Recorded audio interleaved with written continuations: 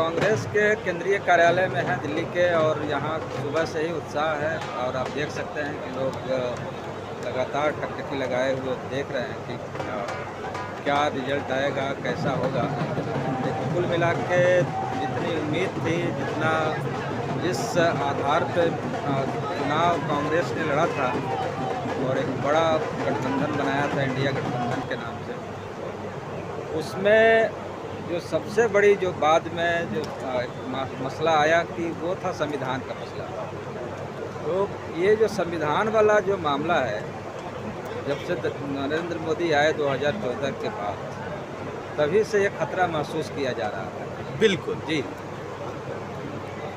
हाँ, तो आप इसको लेकर किस तरह से देख रहे हैं, और इसमें ये जो संविधान पे जो खतरा वाला मसला है, इसको कैसे देख रहे हैं, और इसमें जो ओबीसी या दलित या अति पिछड़े समाज के लोग हैं, इस कैसे अपने आप को कनेक्ट कर पा रहे हैं? बेसिकली देखिए, 2014 में जब माननीय प्रधानमंत्री नरेंद्र मोदी भारी बहुमत से जीत के दिल्ली आए, बीजेपी आरएस की सरकार बनी, शपथ लेने के बाद ही उन्होंने डायरेक्ट अटैक, ओबीसी, खुद को ओबीसी बोलते हैं लेकिन ओबीसी के लिए वर्क नहीं करते हैं। दूसरी बात, ईबीसी हो या दलित भाइयों का हो, उस पर डायरेक्ट अटैक करने का काम करते हैं। साथ साथ 2019 में भी उन्होंने आए तो डायरेक्ट वो पुलवामा अटैक हो या राम मंदिर हो, 370 हो, यानी दिग्भ्रमित बात करने के उपरांत वो 2019 में भी जीत के आए। अभी 2024 में मोदी जी डायरेक्ट बोलते थे 400 पार। क्या मोदी जी से मैं ये जानना चाहता हूँ कि आप कैसे जानते हैं कि 400 पार युवा बेरोजगार है, महिलाओं को खाता में आप जो कह रहे थे 15 करोड़ रुपया हम देंगे, वो नहीं, 15 लाख देंगे, वो नहीं दिए। यानी अग्निवीर योजना वो हुआ। अब इतने बेरोजगारी है, एमए, बीटेक, एमबीए लड़कों को आप कह रहे पकौड़ा तलने के लिए। साथ साथ अब चुनाव जीतने के उपरांत आरएसएस हो या बीजेपी हो, डायरेक्ट अब कॉन्स्टिट्यूशन पे ही हमला कर रहे हैं। फर्स्ट। सेकेंड, आप जो दलित बिरादरी हो, ओबीसी का कैटेगरी हो, उसके आरक्षण पे भी अटैक कर रहे हैं। इसीलिए हम लोग, राहुल जी और इंडिया गठबंधन की साथियों के लोग, हम लोग एक समय पे पूरे भारतवर्ष में जो हमारा मैनिफेस्टो है, उस मैनिफेस्टो के ग्राउंड लेवल पे जाके माननीय राहुल गांधी जी ने सभी महिलाओं को हमने कहा कि 1 लाख रुपया, आपको 8500 रुपया खटाखट प्रत्येक महीना हम आपको देंगे। और ये बातों बारीकी से ग्राउंड लेवल पे, यानी भारत की जनता, भारत की पब्लिक ग्राउंड लेवल पे समझ को हमको इंडिया गठबंधन को साथ दिया है।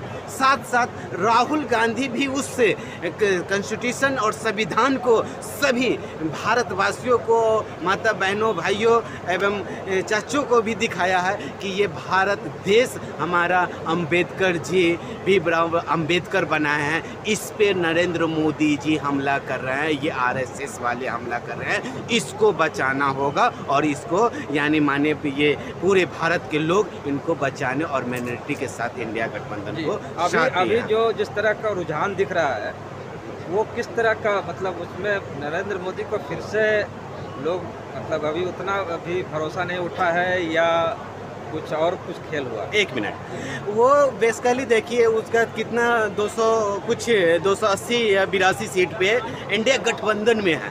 देखिए चंद्रबाबू नायडू जी, हमारे यहाँ चाचा जी हैं नीतीश जी, ये लोगों से अंदर खाने हम लोगों को बात चल रहा है।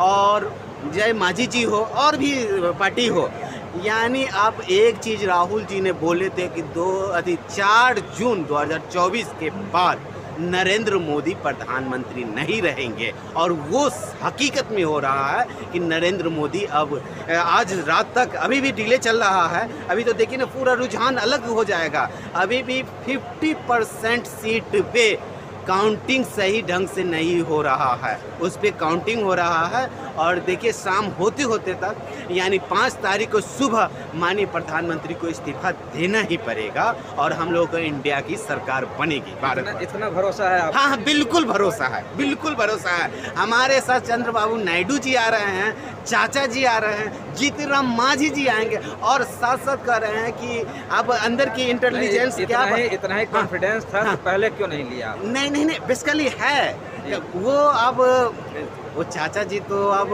उनका माइंड है और थोड़ा ये जो हो गया है तो ये दिग्भ्रमित, अब किसको कौन कैसे सिखाता है तो, लेकिन माइंड है। अभी वो गए हैं, अभी उन्होंने दरवाजे पे गेट लगा दिया कि अभी हम खाना खा रहे हैं, नहीं मिले। तो कहीं ना कहीं हम लोगों की वार्तालाप चल रही है। चाचा जी, चंद्रबाबू नायडू जी, मांझी जी और कुछ लोग जो है इंटरनल हम नहीं बताना चाहते हैं, वो भी हम लोगों की कनेक्टिविटी में है। यदि विश्वास यदि हार रहे हैं, क्या नाम है, नरेंद्र मोदी जी, तो क्या बीजेपी में भी कुछ तोड़ फोड़ या टूट फूट होने की संभावना लग रही है? नहीं, देखिए वो उसका इंटरनल मामला है, मेरा मामला नहीं है। मैं जहाँ तक हूँ ये चंद्रबाबू नायडू जी, नीतीश जी, मांझी जी और रही बात वो चिराग से है, उनसे भी वार्तालाप हो रही है।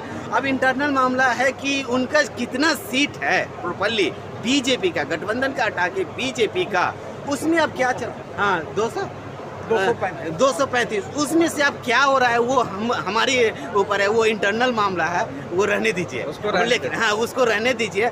मैं सरकार इंडिया गठबंधन सरकार बना रही है, नया सरकार बन रही है। हाँ, निश्चित बनने जा रही है। किसको लग रहा है अभी तो चूंकि मीटिंग होगी इंडिया गठबंधन जी, हम लोग कल मीटिंग है, अब जो हम लोग सब लोग बैठ के उसमें डिसीजन कर लेंगे। ये नहीं है, हम उस तरीके से नहीं है कि ट्रैक्टर सही है, हम हिटलर सही है, हम जो अपॉइंटमेंट करेंगे वही होगा। यहाँ पे हम लोग सब लोग आदमी टेबल पे बैठ के डिसीजन जो होगा उसी को हम सम्मान्य करेंगे। जी, सरोज महतो जी, ये बताइए, आप इसमें ओबीसी के आप बड़े पदाधिकारी हैं, ओबीसी को क्या लग रहा है कि आने वाले समय में सरकार में एक महत्वपूर्ण भूमिका मिलने वाली है? बेसिकली देखिए, राहुल जी इन्होंने डायरेक्ट आपको मीडिया में भी और कहीं भी डायरेक्ट जिसकी जितनी भागीदारी उसकी हिस्सेदारी दीजिए।